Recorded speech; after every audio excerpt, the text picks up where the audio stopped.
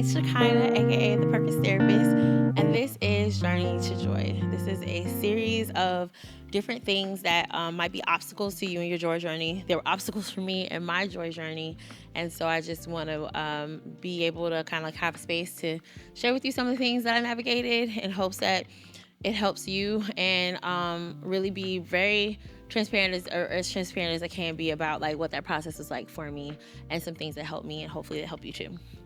So today's conversation is all about confidence. And I giggle when I say this because I promise you, confidence is probably the most, I didn't realize how much of an uphill battle was going to be for my entire life. Like, that's kind of wild. The hardest thing I've ever had to do was be myself. And it's still the hardest thing I'm doing right now is being myself. And the reason why is because of so many different messages I've had throughout my life that who I am as I am is not okay. Like, when I was younger, I love how social media and how the community, just the community at large, like everything, everywhere you look, there's so much acceptance and so much appreciation for you and your individuality and your skin and your hair and your smile and everything else in your body shape, wherever you're at, there's so much acceptance, right? But when I was growing up, that was not the case.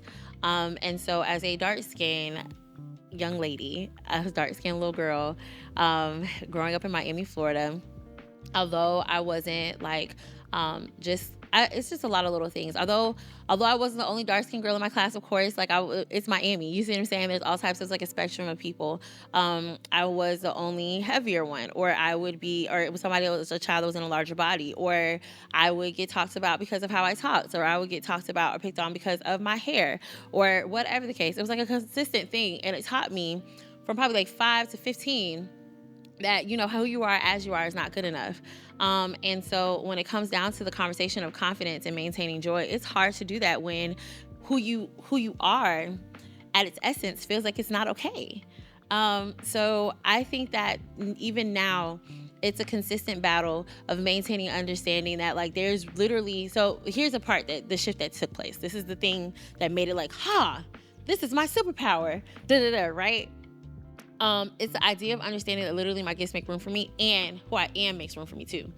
I realized that there is a certain space in my story, a certain place of empathy that shows up in my story that allows me to be empathetic not only with clients but with friends, family members, for me to have a special place in my heart for people that might be struggling with all types of things, from like bullying, self-acceptance, body acceptance, their own identity, whatever capacity that might mean. There's a whole other realm of stuff that I've been able to like understand strictly because of my background and the history that came from that. And so my self-love journey, my confidence journey, literally you could almost, I bet if there was like a time lapse thing that like showed me from like 5 to now, you can see how my back started sitting up straight and how my appreciation of who I am started becoming more apparent when I started to see all the pieces go together.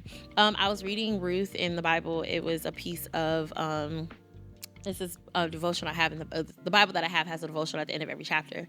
And one section of it is She Speaks Truth, or the Bible is called She Speaks Truth. And the section of it is talking about Ruth at the end. And they give this example that I actually love. It's actually a reference in Prince of Egypt too. I just thought about it. But it's this example that I love of basically how there is a tapestry, right? There's a tapestry, and you make this tapestry and stuff like you have it, and in that tapestry, on one side of it, it might look like nothing goes together and nothing makes sense, but when you flip it over, all the pieces make sense. All of it is a beautiful, beautiful masterpiece, right? And I think that understanding that fact has been the thing that kind of helped me to be in a level of acceptance that makes joy inevitable. Everything about me, from my skin to my hair to my hips to my arms, my teeth, my legs, my little nose, how I talk, all these things now work towards my good in a way that I would have never imagined. So it's become a superpower for me. Even how for years when I was growing up and stuff like that, conversations around, oh, you're too sensitive, or you too much, you do too much, I'm realizing now how literally my job I wouldn't even be able to do the stuff that I do unless I could be sensitive to other people, you know? So, although there is this like, consistent fight, for me to maintain a sense of identity and, independence in that identity, like, okay, who I am as I am is enough. I have to remind myself of it daily, right?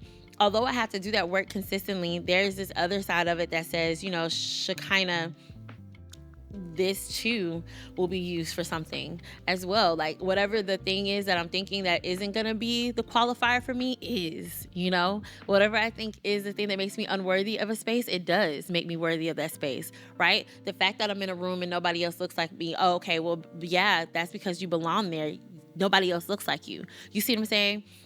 So I've done a couple things, or I did a couple things to like help me get to this point. Number one, it was, and I make references to this a lot, but there's something that happens that's special when you start to spend time with yourself and reinvest in yourself. I talk about self-care all the time, but the reason why it's so powerful is because it's the opportunity for you to take inventory of who you are. So that was like number one. It was like me recognizing like, okay, well, who is Shekinah? What does that look like? What are all the things that add value to her? What are the things that that she's proud of about herself? What are the things that I do want to continue to grow and enhance, like things like that, right? So I made a list in that way.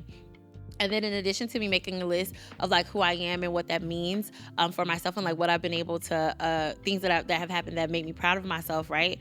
In addition to making that list, I started thinking about how I'm of service, right, to other people, and like things that I add, what spaces that I add to, things that I do for other people, or like things that I'm proud of that I add value to for my community, right? Or the people that I'm around. So it was like one, taking inventory of myself in that way. The second was, how do I add value to my own like community? What are those things? How do those exist, right? And then after I got to that point, or identifying that space, then the next piece was, what is it that I need to do to remind myself of these things? How can I remind myself of who I am? How can I remind myself of what I bring? How can I remind myself of like how it can be a gift, or how I'm seen as a gift in other spaces? What does that look like, right? And literally, as I started to lean into that, the transformation of my confidence started to come. There's nothing about me that is not being used, that does not work for my good. There's nothing about me that does not add value to a space. There's nothing about me that is a shortcoming, a slip up, a mess up, or a mistake. And so in that way, there's no reason for me to try to lean into comparison. There's no reason for me to try to put myself and stack myself up against another person. They say all the time that comparison is a thief of joy. Well, comparison is not just a thief of joy, but it's a demolisher, okay, of confidence, right? It'll snatch all the confidence that you have. So trying to make sure that I lean into those things has been the thing that's been the most helpful, and surrounding myself and putting myself in spaces that remind me of that fact, remind me of my worth, my value, and what I bring to spaces, and leaning into that has been the thing that has been the most helpful.